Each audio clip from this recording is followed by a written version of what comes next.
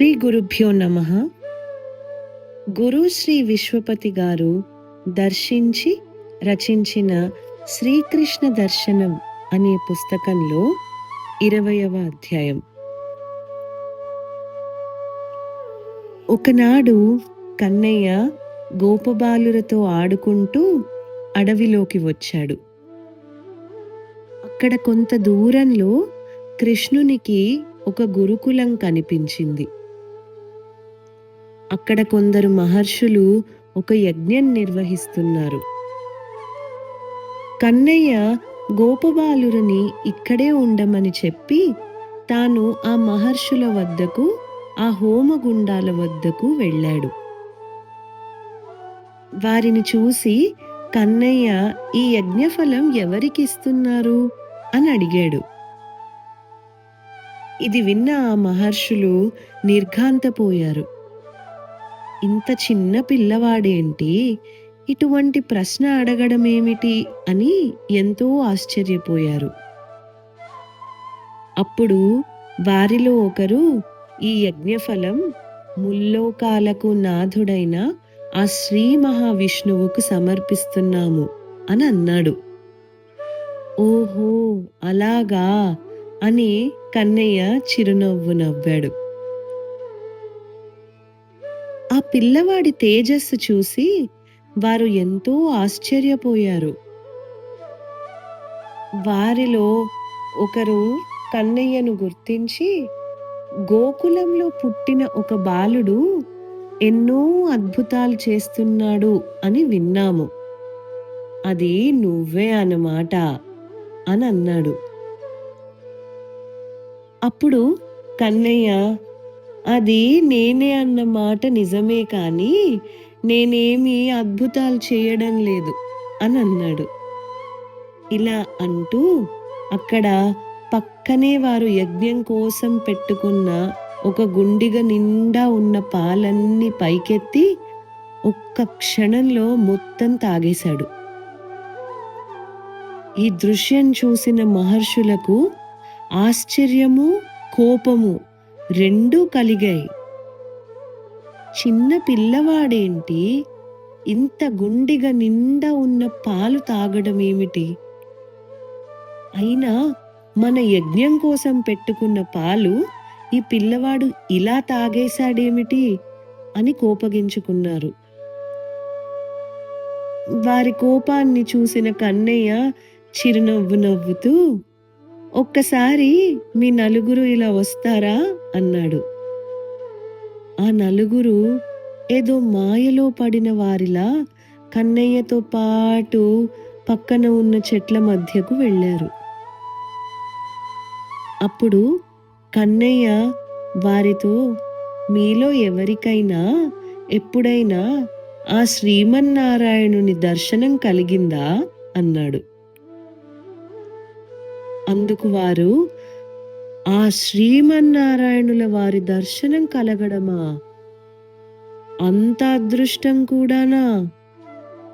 ఎన్ని వేల సంవత్సరాల తపస్సు చేస్తే, ఇటువంటి ఎన్ని వేల యజ్ఞాలు చేస్తే ఆ స్వామి దర్శనం లభిస్తుంది అని అన్నారు.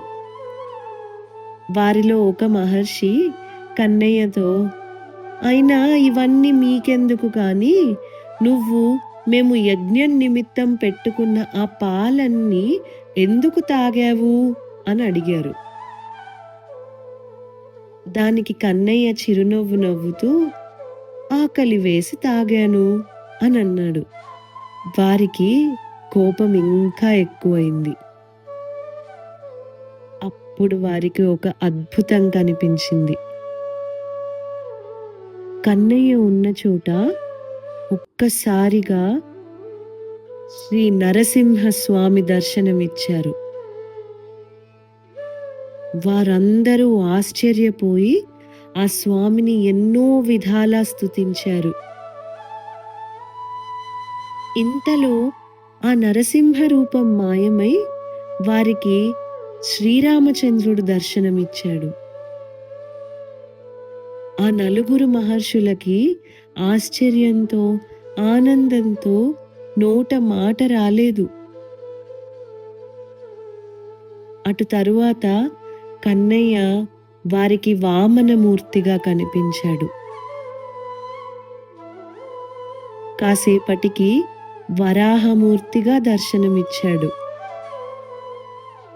అటు తరువాత 4 చేతులతో, శంఖు చక్రాలతో శ్రీమన్నారాయణుడిలా దర్శనమిచ్చాడు. వారు ఆశ్చర్యం నుంచి తేరుకునే లోపలే తిరిగి కన్నయ్య తన అసలు స్వరూపానికి వచ్చి చిరునవ్వు నవ్వుతూ నుంచున్నాడు. అప్పుడు మహర్షులు కన్నయ్యతో, స్వామి, నిన్ను మా మూర్ఖత్వం చేత, అజ్ఞానం చేత గుర్తించలేకపోయాము. ఈ రూపాలన్నీ నీవే కదా. నీ తత్వం తెలుసుకోవడం ఎవరికీ సాధ్యం కాదు. ఈ గోకులంలో చిన్ని కన్నయ్యగా జన్మించి అందరినీ తరింపచేస్తున్నావు. ఎన్నో వేల యజ్ఞాలు చేసినా, ఎన్నో వేల తపస్సులు చేసినా లభించని నీ దివ్య రూపాల దర్శనం మాకు కలిగింది. ఇంతకు మించి మాకేమి కావాలి? మమ్మల్ని ఇంతగా అనుగ్రహించిన నీకు అనేక వేల నమస్కారాలు అని అన్నారు. అప్పుడు కన్నయ్య వారితో, ఓ మహర్షులారా, రాబోయే కాలంలో ధర్మం మరింత క్షీణించబోతున్నది.